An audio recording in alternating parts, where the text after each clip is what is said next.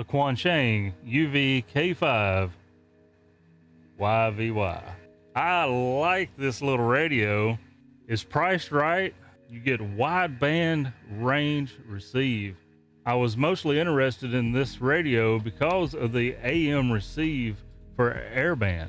So when I'm doing drone flights and stuff, I like to listen to the local CTAF traffic so I can hear where the pilots are announcing where they're at. So if I need to get out of the way. And I have a Sporty's SP200 handheld transceiver for that, but the audio seems really tiny. It's hard to differentiate the voice with the AM hiss when I set it off to a distance. I'll turn it on real loud, wide open usually, and just set it on the truck or somewhere. And this, I was playing with it outside, listening to some of it, left it on the porch, walked away, and I could understand it a little better. I will say it's not great on receiving, and sometimes when a airplane is nearby, there's a little bit of like warping or something that happens to the audio, but I can still make it out, and it's still better than what I had, in my opinion. So for the price and the coverage that you get, I like it. All right, let's show you a Roger beeps. This has two Roger beeps, if that's your thing. The first one is just your normal that you're used to from like Baofeng or something. And then the second one, if I was going to use a Roger beep, of course I would pick this one. This is labeled as MDC. That's similar to the Motorola squawk sound that you're used to. K5YVY. These radios also feature a frequency meter, they call it, kind of like a frequency scanner. It will pick up a nearby signal when it's in this mode, and if it's strong enough, it will attempt to tell you what frequency it is receiving. That way you can tell what frequency the other radio is on.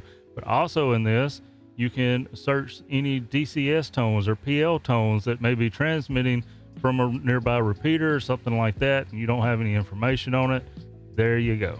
All right, so what I want to do here is I want to copy the one that I have programmed already to the one that I do not have programmed already. Turn these on. You see that one comes up just the factory. This one comes up with me already having some programming in it. My primary use for these is going to be airband reception while out in the field. So instead of having to program both, we're going to try this air copy feature. We're going to turn them both off. We're going to power on while holding the key number 2. That didn't work. So you power off and you hold this key and the push to talk, turn it on. Now they both say air copy ready. So this is where you can change the frequency. So let's just go close enough. All right, so the radio that we want to receive. Thanks, Warren. So the radio we want to receive the programming is this one. So we're going to hit the exit button, and it says air copy. Press the menu button of this radio, and it starts sending.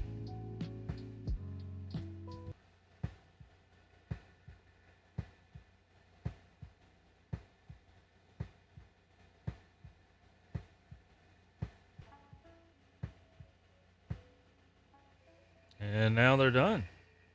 See, this one sent 120 packets of data. This one received 116 with 4 errors. So let's turn this thing off and back on. And there is my programming.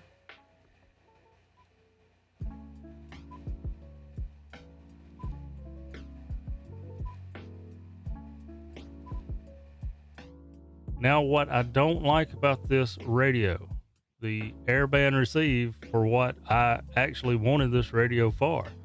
78 Foxtrot, downwind, runway 11 Foxtrot, turning base, runway 11 Foxtrot. 78 Foxtrot, turning base, runway 11 Foxtrot. The stronger the signal from the tower or the airplane in the air, it gets a little weird. You've seen some samples there, but I'm still going to keep this with me because the number one reason is it's rechargeable. It's got a battery pack and it's going to hold a charge for a long time. Whereas the other radio I have right now uses AA batteries, and it's just a hassle to keep up with batteries. You know how that goes. So this is still a better option for me. Although I'm going to say I can't hear any better or it's any more legible than the radio that I currently have.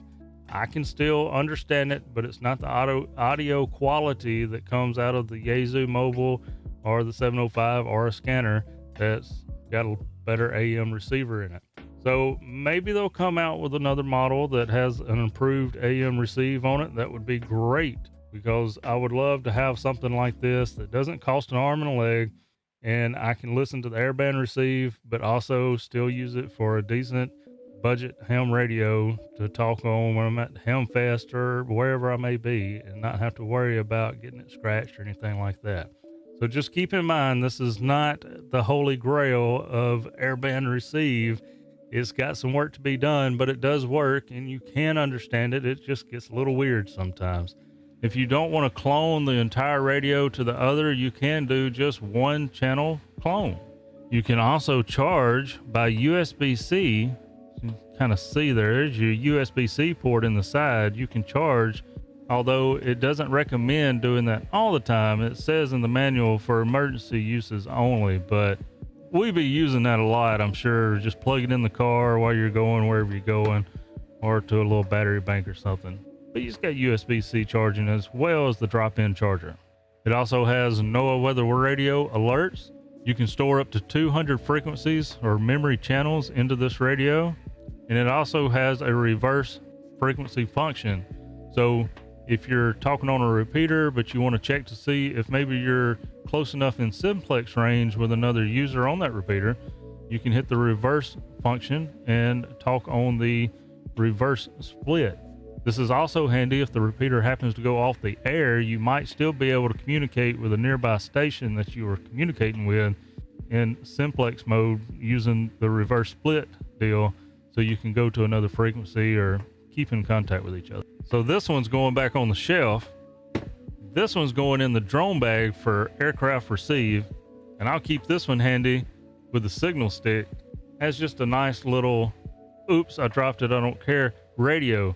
This is a great radio for the price. I don't care what you say, it's priced right, wideband receive. Appreciate you watching 73.